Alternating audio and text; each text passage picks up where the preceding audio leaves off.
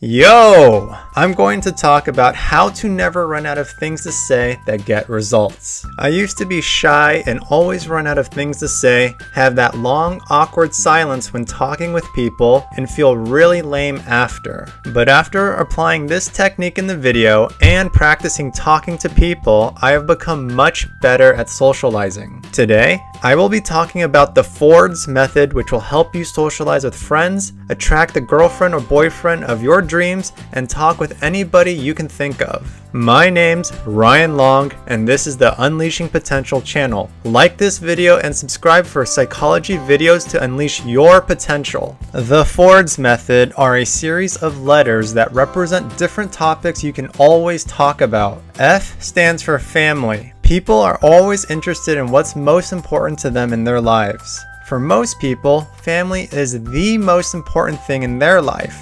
You can generally ask anyone you know about how their family is doing, and they will normally respond interested in the subject. To help lead into the topic, you can always first talk about your family, and then they can talk about theirs. By first mentioning your family, it allows other people to talk about their families without any problems. The O part stands for occupation. People tend to be pretty open when talking about their occupation. On average, most people spend about 40 hours at work or school. I would recommend for the O portion to actually make a guess at what people do for a living. This helps lighten up the mood and people become curious why you assumed that. For example, you can be at a party talking to a cute girl and say, "Hey, you seem like a nurse." And then she'll often respond curiously saying, "What made you think of that?" The R part stands for recreational. Recreational is anything that people do for fun or satisfaction outside of work or school. This is often where you can discover the passions that people have, so pay close attention to their energy here.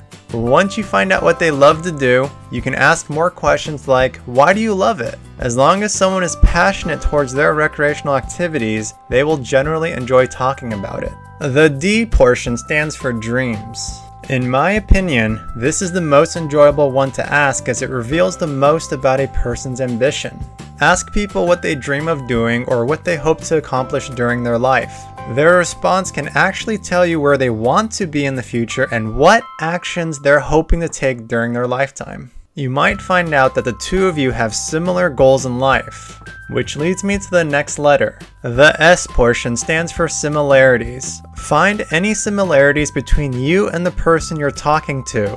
This can be having the same class in school, working at the same facility at work, or having a mutual friend. People are naturally interested in what makes people similar to one another, and this will help create rapport as well as a sense of you and the other person being part of the same group. This creates an in-group bias, where the person will think more positively of you. One bonus tip is to make sure you don't go into interview mode. This means avoid asking question after question and making the other person feel like they're being interviewed. Try to also share your own opinions and experiences so it feels like a real conversation to the other person.